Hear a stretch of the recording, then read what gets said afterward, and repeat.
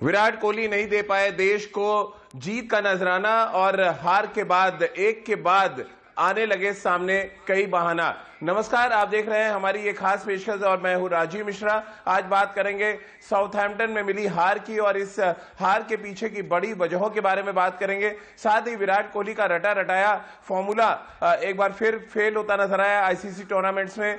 साल 2013 के बाद से आईसीसी टूर्नामेंट्स में भारतीय टीम की हार का सिलसिला लगातार जारी है। इस पर भी बातचीत करेंगे, लेकिन उससे पहले 5 बड़ी बातें आपको बता देते हैं। न्यूजीलैंड ने भारत को हराकर वर्ल्ड चैंपियन होने का गौरव पाया, यानी वर्ल्ड टेस्ट चैंपियनशिप का पहला खिताब न्यूजीलैंड के नाम रहा।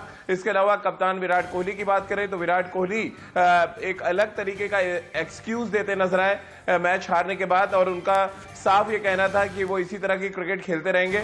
और उससे भी बड़ी बात उन्होंने कही कि एक फाइनल से आप किसी भी टीम को बेस्ट नहीं मान सकते। इसका मतलब विराट कोहली न्यूजीलैंड को बेस्ट नहीं मानते हैं। इस मुद्दे पे भी बातचीत करेंगे। इसके अलावा भारतीय बल्लेबाजों के प्रदर्शन पे भी डिटेल में एक रिपोर्ट आपको दिखाएंगे और आपको बताएंगे कि भारतीय बल्लेबाज गलतियां कहां पर कर रहे हैं, क्योंकि जो कुछ गलतियां इस टेस्ट चैंपियनशिप में हुई हैं के फाइनल में हुई है वो पिछले 1 साल से चली आ रही है, यानी कि कोई सुधार देखने को नहीं मिल रहा है। इन सभी मुद्दों पर डिटेल में बातचीत करेंगे। हमारे क्रिकेट एक्सपर्ट्स हमारे साथ जुड़ेंगे, उनसे हम बातचीत का सिलसिला शुरू करें।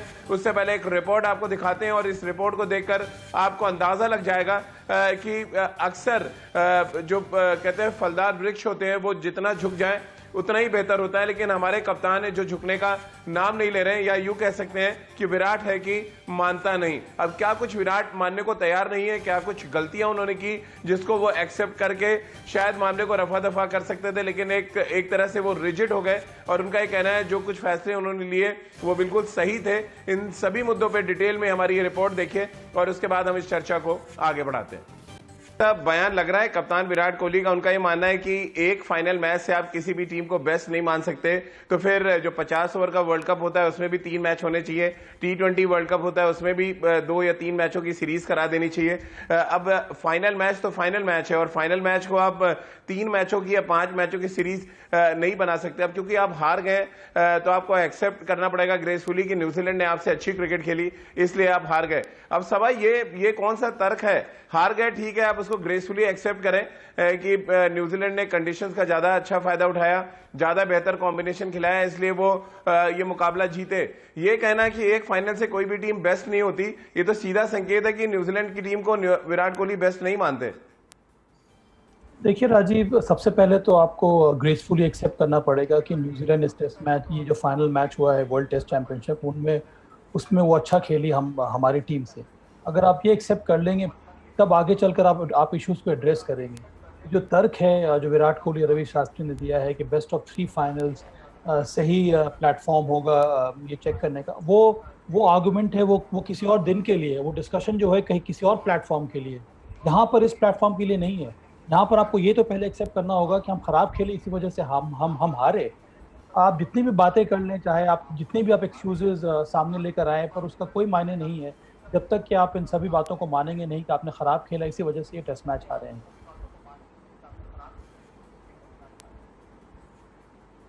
जी, रितेंद्र भी हमारे साथ हैं। रितेंद्र, आप कैसे देखते हैं इस बयान को? विराट कोहली का ये मानना है कि एक फाइनल से कोई भी टीम बेस्ट नहीं हो सकती। इसका मतलब जितने भी फॉर्मेट होते हैं उसमें फिर फाइनल ढेर सारे करा देने चाहिए। जब आप जीते तब आपकी टीम बेस्ट हो जाए, नहीं तो आप किसी और टीम को बेस्ट नहीं मानेंगे।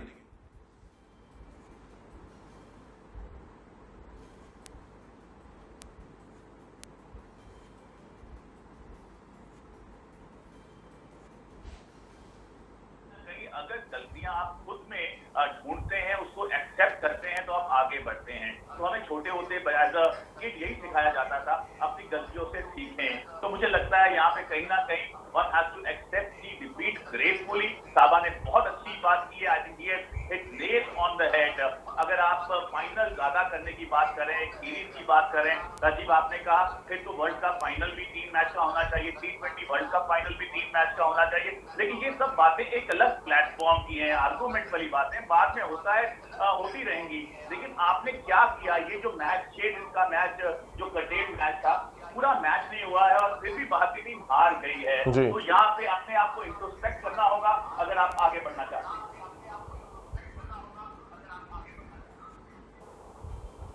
बिल्कुल। और समा सीमिंग ऑलराउंडर की भी बात की विराट ने, उनका ये कहना था कि सीमिंग ऑलराउंडर नहीं था उनके पास, इसलिए 2 स्पिन ऑलराउंडर उन्होंने खिला दिए। अब शायद वो भूल गए कि शार्दुल ठाकुर, जिन्होंने ऑस्ट्रेलिया में एक ही मैच में अर्धशतक भी लगाया, 7 विकेट भी लिए, मोस्ट वैल्यूएबल प्लेयर थे वो उस जीत के, उनको आपने स्क्वाड तक में जगह नहीं दी।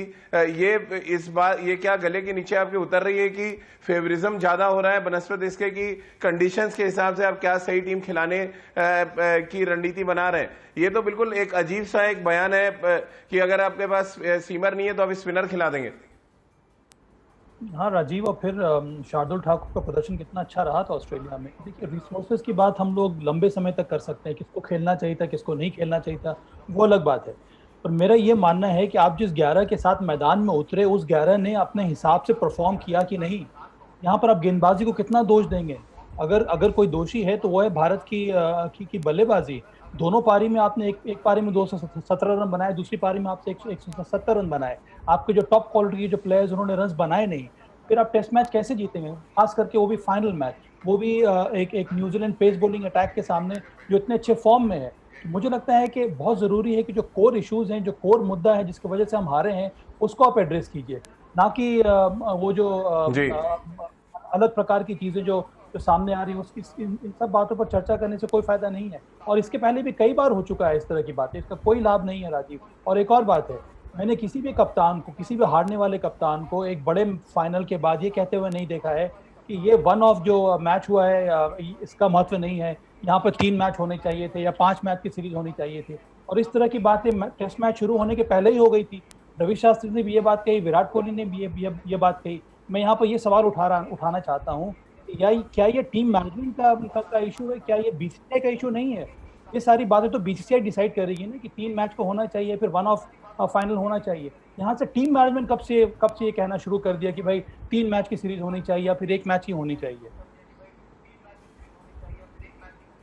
जी बिल्कुल। रितेंद्र, कितना इत्तेफाक रखते हैं आप इस बात से? सीमिंग ऑलराउंडर नहीं है उनका ये कहना था, इसलिए उन्होंने 2 स्पिनर खिला दिए। अब शार्दुल ठाकुर तो स्क्वाड का हिस्सा थे जब वो इंग्लैंड पहुंचे हैं, आपने तो उनको 15 में भी नहीं रखा, जिन्होंने ऑस्ट्रेलिया में इतना बड़ा कंट्रीब्यूशन दिया। हमने एक बड़ा शो भी किया था कि आप कम से कम मेडल के लिए तो रख लें उनको टीम में, लेकिन आपने ऐसा नहीं किया। और सडनली अब एक सीमिंग ऑलराउंडर का हल्ला मच रहा है। और इंग्लैंड आपको गए, आपको भी पता है सीमिंग ऑलराउंडर चाहिए आपको, और सबसे इंपॉर्टेंट कि एक आपको स्विंग गेंदबाज चाहिए जो पूरे स्क्वाड में नदारद है। बिल्कुल। और आप इंग्लैंड में खेल रहे हैं जहाँ पे सीमिंग कंडीशन होती हैं, और आपके पास अगर ऑप्शन है, शार्दुल ठाकुर ने प्रूव किया है, प्रूवन मैच में वो साबित हुए हैं। अगर हम ऑस्ट्रेलिया की बात करते हैं, शानदार खेले थे, तो उनको आपने रखा ही नहीं है। कहीं ना कहीं उनके लिए बहुत डिस्करेजमेंट तो थी।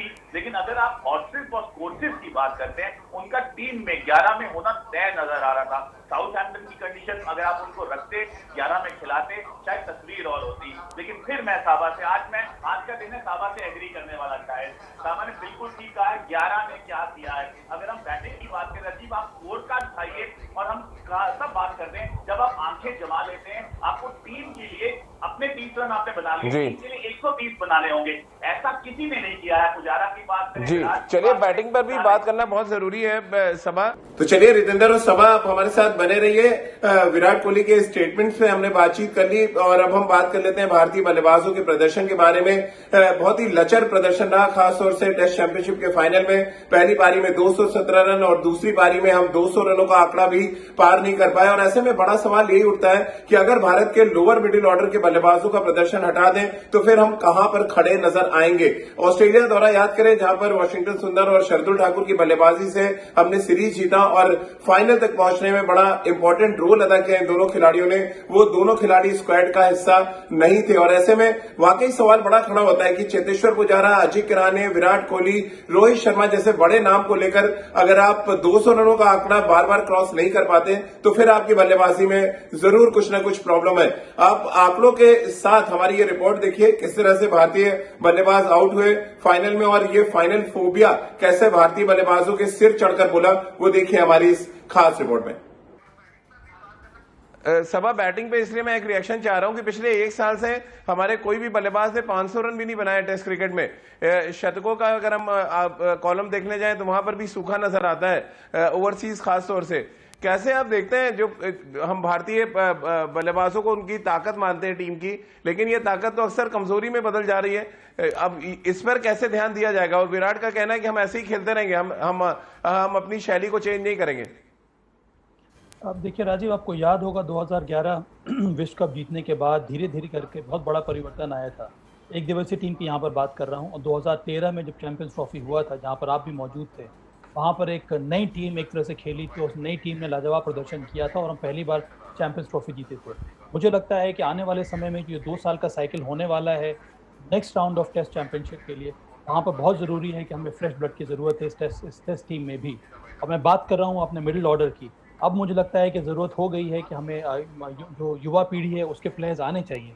इस तरह से हम लोगों ने एक दिवसीय क्रिकेट में या T20 में परिवर्तन किया है, कुछ उसी प्रकार के परिवर्तन टेस्ट मैचेस में भी ज़रूरत है। जहाँ तक कि बल्लेबाजी की हम बात करें, KL राहुल हो गए, श्रेयस अय्यर हो गए, इस तरह के प्लेयर जिन्होंने डोमेस्टिक सर्किट में मल्टी डे फॉर्मेट में ढेर सारे रन बनाए हैं, उनको आपको जगह देनी होगी, तभी आप तैयारी करेंगे आने वाले साइकिल के लिए। जी चलिए, सभा आप बने रहिए हमारे साथ, रितेंद्र भी हमारे साथ बने।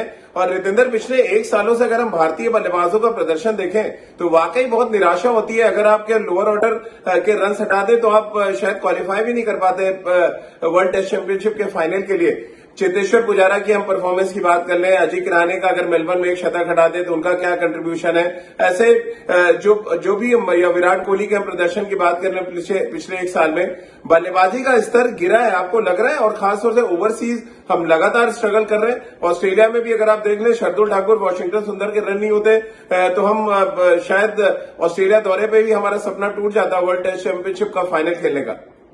जी हाँ राजीव, हमें मानना होगा कि अगर हम साउथहैम्पटन का वर्ल्ड टेस्ट फाइनल हारे हैं, उसका सबसे बड़ा कारण बल्लेबाजी है। हमारे बल्लेबाजों ने अच्छा नहीं किया है और आपको उनको बताना होगा अपने बल्लेबाजों को कि आप अगर अच्छा करते हम जीत सकते थे। तो टेक्निक में भी खामी नजर आई है। अगर हम इंग्लैंड कंडीशंस में खेलने की बात करते हैं, बॉल छोड़ने की बात करते हैं, क्लोज टू द बॉडी खेलने की बात करते हैं, तो उन सब जगह पे भारतीय खिलाड़ी बेहतर कर सकते थे। और हम अच्छे स्टार्ट को अगर कन्वर्ट नहीं करेंगे तो आपको मुंह की खानी पड़ेगी। तो अगर हमारी बल्लेबाजी अच्छी होती इस मैच में तो शायद हम वर्ल्ड चैंपियन बन जाते, लेकिन ऐसा नहीं हुआ है। तो मुझे पूरा भरोसा है इस पे बात की जाएगी और बात करनी जरूरी है, तभी ही हम आगे इंप्रूव करेंगे। तो हम सब आशा करते हैं भारतीय टीम ने जो साउथहैम्पटन में गलतियां की हैं हम उससे सीखेंगे और बेहतर टीम बनेंगे।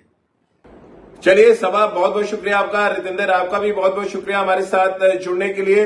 तो जो आज थी, जो उम्मीद थी वो टूट चुकी है।